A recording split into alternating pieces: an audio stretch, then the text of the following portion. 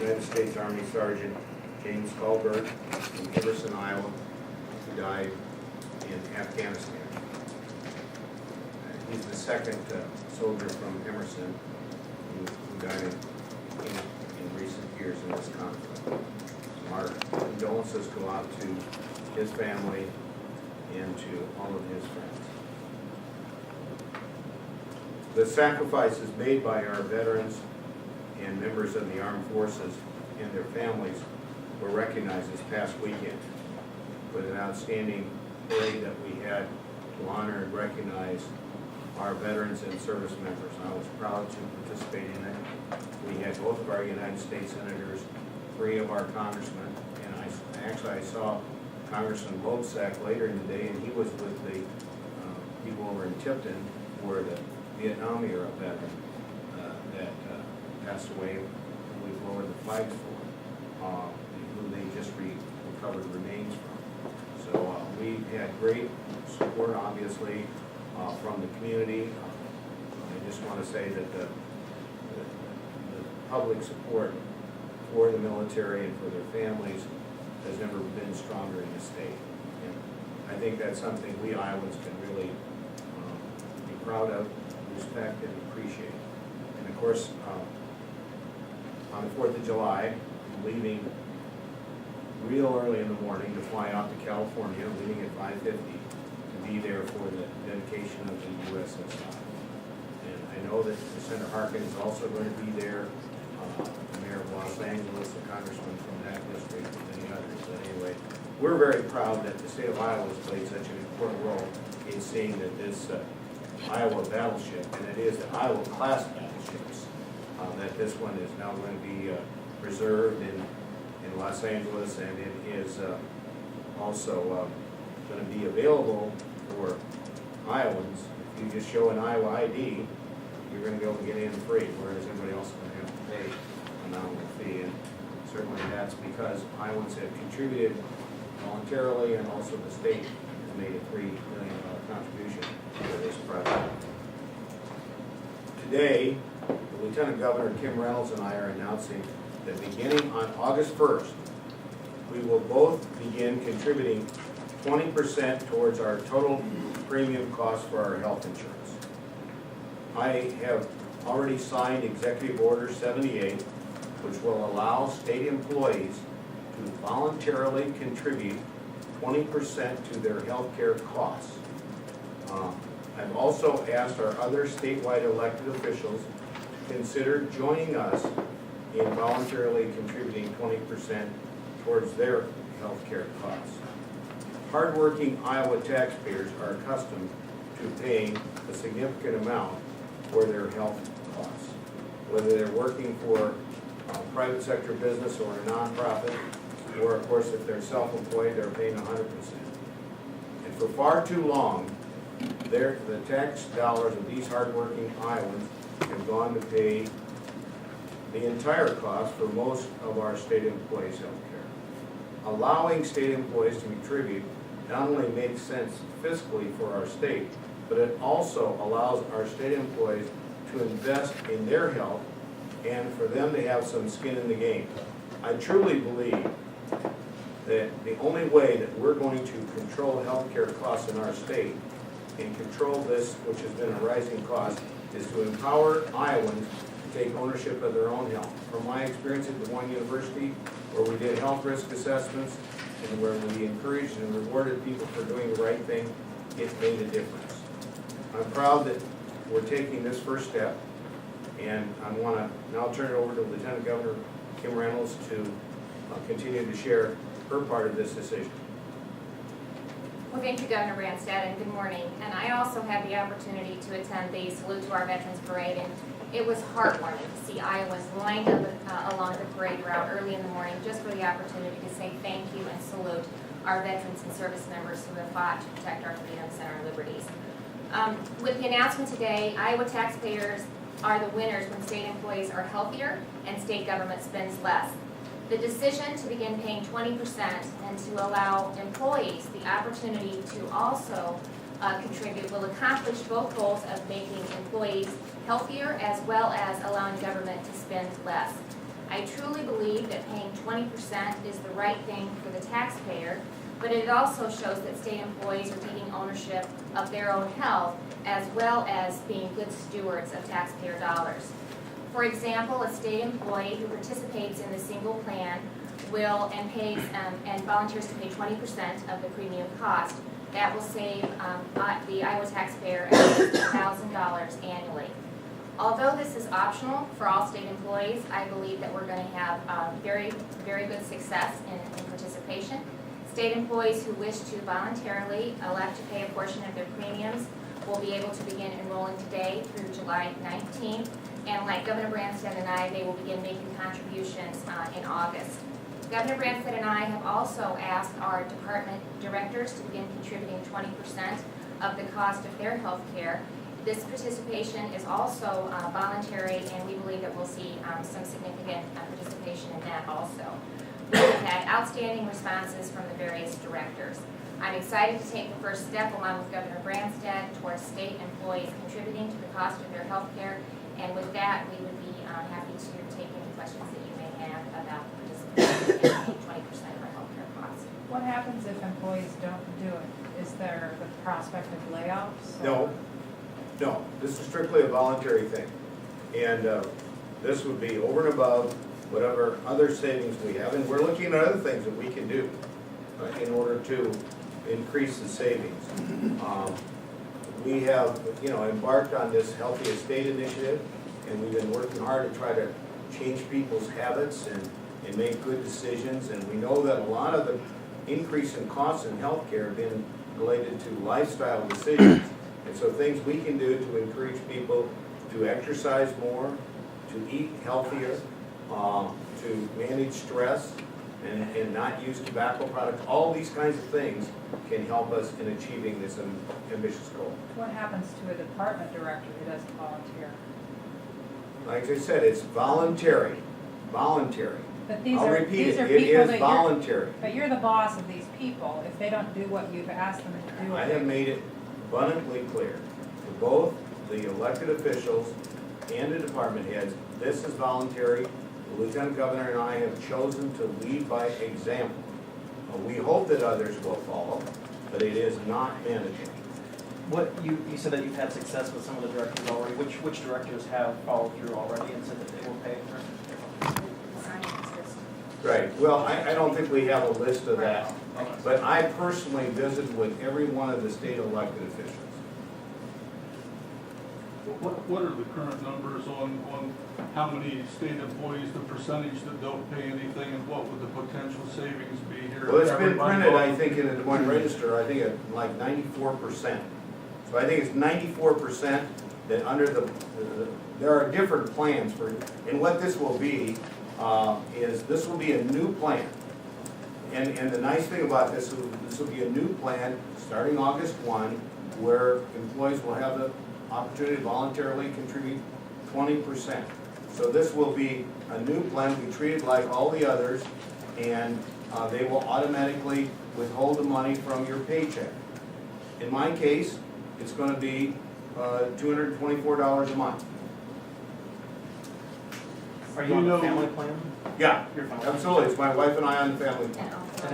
And mine will be about $153 a month, $1,700 annually, and I do have a single healthcare plan. But it does, I believe, it qualifies for open enrollment, so individuals that decide to voluntarily participate in the plan have the option, which is really what we're hoping to have happen, to take a look at what the existing plans are and then make that decision based on voluntarily contributing 20%. Right. The open enrollment will start today, go through the 19th of July. Is this a way to kind of take the next step toward making everybody pay in the next? I would hope so. I would hope that people would see that this is the right thing to do. The private sector has done this for a long time. Nonprofits have done it. These are the taxpayers that are paying the money that goes in to pay ours. And so I would hope that people would see this is something that makes sense for us all to do. The president of the largest union for state workers says this is negotiating in public. Well, first of all, this is voluntary, and we're asking people to do the right thing, and we're hopeful that they will cooperate and work with us on this. As you know, I didn't get the opportunity to negotiate on this last year.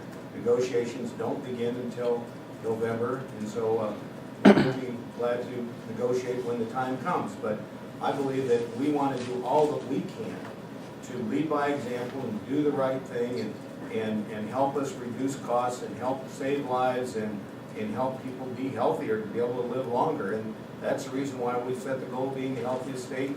That's why we're trying to do all of these. Do you think that health insurance is part of the state employee's overall salary package? And isn't it what you're doing, basically asking them to take $1,000 pay cut voluntarily? Okay, here's what we're doing, is we're saying that we have a very rich benefit package that is much more than most other people have. And the health coverage that state employees have is much richer than what we had at Des Moines University. Much richer than almost every other plan in our state has. So we think this is a fair thing to do. And we also understand that with regard to having everybody do it, it has to be negotiated. But voluntarily, and I've had a lot of people come up to me over the last several months and say, I'm very willing to voluntarily contribute to this. So we're going to give people that opportunity, and I think I shouldn't be asking other people to do what I don't do myself. So I want to lead by example and do the right thing, and we're very hopeful and optimistic that many will see the merits of doing this and significant savings that can come from it that can help us meet other obligations and responsibilities. Do you expect legislators to do the same, starting August 1st? Well, that's up to them. Do you know what the potential savings would be if all eligible state employees would volunteer? I understand it could be in excess of $100 million. So we're talking about real significant savings here. What's your realistic expectation, like percentage-wise, of how many people will voluntarily do it? Well, I don't expect it's going to be a huge amount, but I think if we can get the leadership, we start with the governor and lieutenant governor, state elected officials, department heads. If the leaders, oftentimes if the leaders do the right thing, you can encourage the others to join. And so, obviously, individuals, this is a voluntary thing, have to make their own decision on this. But we're hopeful this will start a trend, and that indeed, the private sector has already done it for a long time. There are some local governments that have been doing this as well. You heard about Polk County starting this. So I think we're seeing certainly a significant trend in this direction. It's been going on for decades, and the state is way behind what others have been doing, and it's just the right thing to do. But like 10%, 20%, do you have no ballpark at all? I guess what I want to do is lead by example and see what kind of voluntary support we can get for this and what we can do in the future and what kind of savings we can provide for the taxpayers of the state. What's the stick here? Will workers who don't do this have a black mark on their employment record when they come up for a merit pay raise? Or, I mean, what's the incentive to get people to take a pay cut? Doing the right thing, But usually This is that's voluntary. I'm the governor of the state. I took a significant pay cut to run for this job because I love this state and I want to make a difference. We have set a goal of working with the private sector to be the healthiest state in the country. And we've tried to do things that are positive and good, that will help people to live longer and healthier. So we think it's in people's interest. And we think when you have some skin in the game and you know what it costs, it's going to make you make better, healthier decisions, wiser decisions, and in the same process, not only is it going to help you as an individual, but it's going to help us as a state be able to reduce our overhead, our costs, and be able to do more in terms of meeting our obligations and responsibilities to the citizen taxpayers of the state. Did it really take an executive order so that they could voluntarily do it? Yes. Well, here's the reason why we needed to do the executive order, and also we'll go to the executive council this morning, because we are setting up a new pay plan. And by doing this new pay plan, and as I said, it's voluntary, but it's 20%. And in order to do that, we needed an executive order. Can somebody say, I can't afford 20%, but I can do 10%? No, there's really this, we're not setting up a whole lot of new pay plans. There's already a bunch of pay plans. And as we look to next year, we're gonna try to look at, can we revise our pay plans, have maybe a smaller number, have them simpler, and do things that are gonna provide more incentives and encouragement for people to do things like health risk assessments and other things that can help identify what their personal risk factors are and how they can reduce that. We did that at Des Moines University. I want to see us do that in state government. We're gonna be, so this isn't the last you're gonna be hearing. This is just one step along the way. But it did require an executive order in order for DAS, Department of Administrative Services, to establish a new plan. And also, this is pre-tax, I think. So we had to meet all the IRS requirements and all of that sort of stuff. So we've spent some time to try to do this right and try to make it as simple as possible for people to be able to make this choice. Some state employees already pay additional for a better plan or a plan that fits their needs better. This would be on top of that. Well, yes, if they're already on another plan, Total. They're paying some towards it. right, if they're, That would go Whatever into the the amount 20%. They go into the 20. it would go into the 20, right. So what we're saying for all plans, regardless of what your plan is, the Lieutenant Governor's on a different one than I am, and other, there are a lot of different plans out there, but it's an option that says you contribute 20% to whatever plan you're on. These are all good questions, we appreciate it. Other questions? The other subjects as well, yes? On the change of enforcement or inspection of electrical work on farms, there's been a question raised as to whether you can just undo a law that's on the books like that. Wait a minute. The law on the books specifically exempts farm buildings. Specifically exempt farm buildings. So what this board did is circumvented the law. And what I did is say, I object to that. I think that's wrong. The legislature made it clear.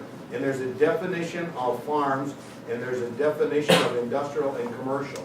Now, they can inspect homes, including farm homes, and industrial and commercial buildings where people are. But farm buildings were intended to be exempt from the very beginning, and we thought it was a bureaucratic overreach for this board to do that. And what Larry Noble has done is that we're going to direct our focus on saving lives and complying with the law, and certainly I think that is appropriate. And, you know, my legal counsel can show you the code and go through the details, the definition of a farm, the definition of commercial buildings, and the fact that farms are not included in commercial buildings. It's clear in the law. And so what we've had is, and this is the thing that I think really gripes a lot of taxpayers and citizens, that we have agencies and bureaucrats that try to increase their authority and their responsibility and drive up the costs for doing business in this state. And I believe that's wrong, and that's the reason why we are now reviewing all administrative rules and trying to prevent overreach. Yeah, regarding Thursday's decision, the justices threw out the part of the law that requires the states to accept federal expansion of Medicaid. You've been a little leery of doing that. What's your take on that right now? Well, we're presently analyzing that, but it appears that this federal blackmail to the states is not going to be permitted. I think that's good.